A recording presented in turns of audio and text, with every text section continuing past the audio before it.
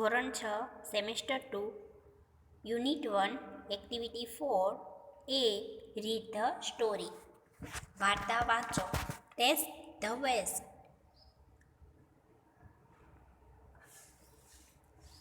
બગડેલાનો સ્વાદ. The Maharaja of Travancore ordered a huge dinner.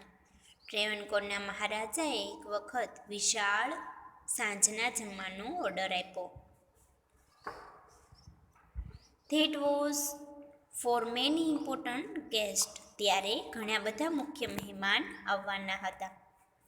So the Maharaja personally came to the kitchen. એટલા માટે મહારાજા ખુદ રસોડાની મુલાકાતે આવ્યા. He wanted the best dishes for the guest. તે ઈચ્છતા હતા કે મહેમાનને સરસ મજાની ડીશ જમવા મળે. The cook was busy with his work when the Maharaja came. મહારાજા જ્યારે રસોડામાં આવ્યા ત્યારે રસોઈયો તેના કામમાં વ્યસ્ત હતો. કેટલા સરસ મજાના ચિત્ર અહીંયા આપેલા છે. શાકભાજીની ચિપ્સ, લીમડાના પાંદડા, નાળિયેરની ચટણી.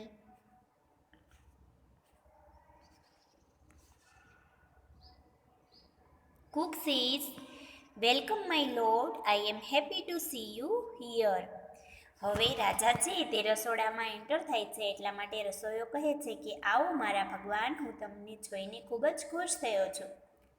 King says, your dishes smell really good.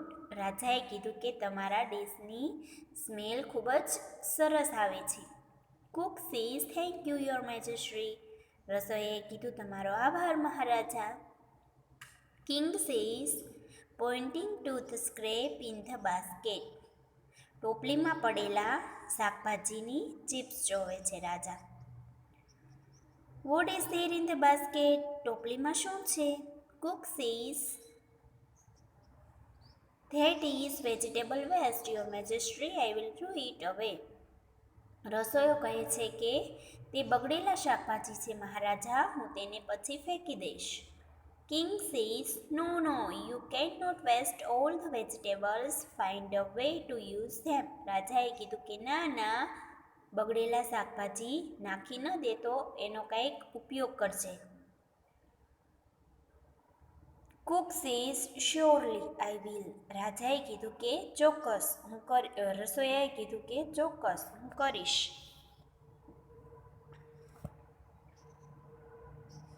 Than the king left the kitchen.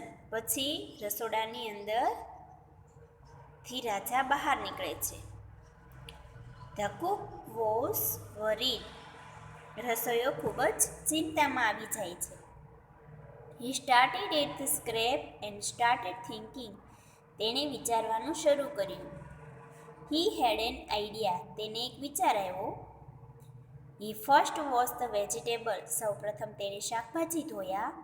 Than he cut the vegetable into long strip. પછી તેણે એ શાકભાજીને લાંબી લાંબી ચિપ્સની અંદર કાપ્યા. He put them in a big pot. પછી એક મોટા માટલાની અંદર એણે બધું નાખ્યું. He started to cook it. બધું બફાવા મૂક્યું. He ground some fresh coconut, green chillies and garlic together. એની અંદર એણે તાજું નાળિયેર, લીલા મરચાં અને લસણ બધું કાઢ્યું. He added this paste into the vegetable. અને આ બધાની પેસ્ટ બનાવીને શાકભાજીમાં નાખી. He then added salt too. એમાં મીઠું પણ નાખ્યું. He added some whipped curd to the curry. એની અંદર એને થોડુંક ફીણેલું દહીં નાખ્યું. He also poured a few spoonfuls of coconut oil. થોડીક ચમચીઓ ભરીને એણે નાળિયેરનું તેલ અંદર નાખ્યું. He then decorate the dish with curry leaves. પછી રસોઈ તૈયાર થઈ ગઈ એટલે એણે લીમડાના પાંદડા વડે dish શણગારી.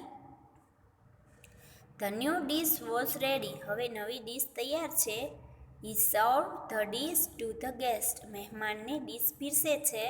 Everyone like it very much. દરેક મહેમાનને આ ખૂબ જ ભાવે છે. The guest says, what is the name of the dish? મહેમાન પૂછે છે કે આ ડિશનું નામ શું છે? The cook was confuse.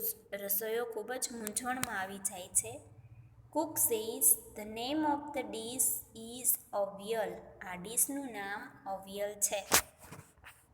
Avial become famous all over Kerala. આ અવિયલ છે એ આખા કેરળની અંદર ફેમસ છે. એન્ડ જસ્ટ ઇમેજ, અને જરીક વિચારો તો ખરા, it all came from a basket of waste. કે આ બગડેલા શાકભાજી ટોપલીમાં પડ્યા હતા તેમાંથી આ રસોઈ બનેલી છે. Do you know who the cook was? શું તમે જાણો છો કે આ બનાવનારો કોણ હતો? It was Bhima. તે ભીમ હતો. One of the Pandavas. પાંડવોમાંનો એક. And the king was king Virata. અને તે રાજા કોણ હતો? King Virat. Pandavas were hiding in his kingdom. પાંડવોને તેને રાજ્યની અંદર સંતાડી દીધા હતા.